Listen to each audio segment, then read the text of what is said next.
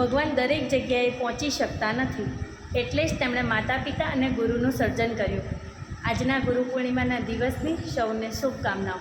નમસ્તે, હું કોમલ બારભાઈ. વિડીયો બનાવવાનો 63મો દિવસ. ગુરુ પૂર્ણિમાના ખાસ દિવસે હું મારા જીવનના એવા ખાસ ગુરુને વંદન કરવા માગું છું, જેણે મને ચાલતા તો શીખ્યું પણ જીવન જીવતા પણ શીખ્યું. મારા જીવનના એવા ખાસ ગુરુ કોઈ શિક્ષક નહીં, પરંતુ મારા પપ્પા જ છે. મારા જીવનની દરેક સાચી દિશાની શરૂઆત એ મારા પપ્પાના અપાયેલા સંસ્કારોનું જ પરિણામ છે. તેમણે ઘણા ઉપદેશો આપ્યા છે અને શીખવ્યું છે, મહેનત ક્યારેય વ્યર્થ થતી નથી.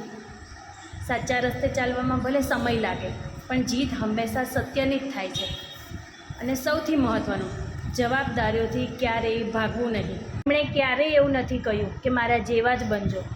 કદાચ બની પણ નહીં શકીએ, પણ હું ચોક્કસથી એમના જેવો બનવાનો પ્રયત્ન કરીશ. હું આજે જે કંઈ પણ છું એ મારા પપ્પાના અપાયેલા સંસ્કારોનું જ પરિણામ છે. ભગવાન પછી જો કોઈએ મારો હાથ પકડીને સાચો રસ્તો બતાવ્યો હોય તો એ મારા પપ્પા જ છે. મારા પપ્પાનો સાથ, સહકાર, આશીર્વાદ અને પ્રેમ સદાય મારા માથે વરસતો રહે, એવી જ ભગવાનને પ્રાર્થના.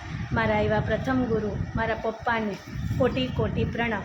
જય જિનેન્દ્ર, જય આદિનાથ.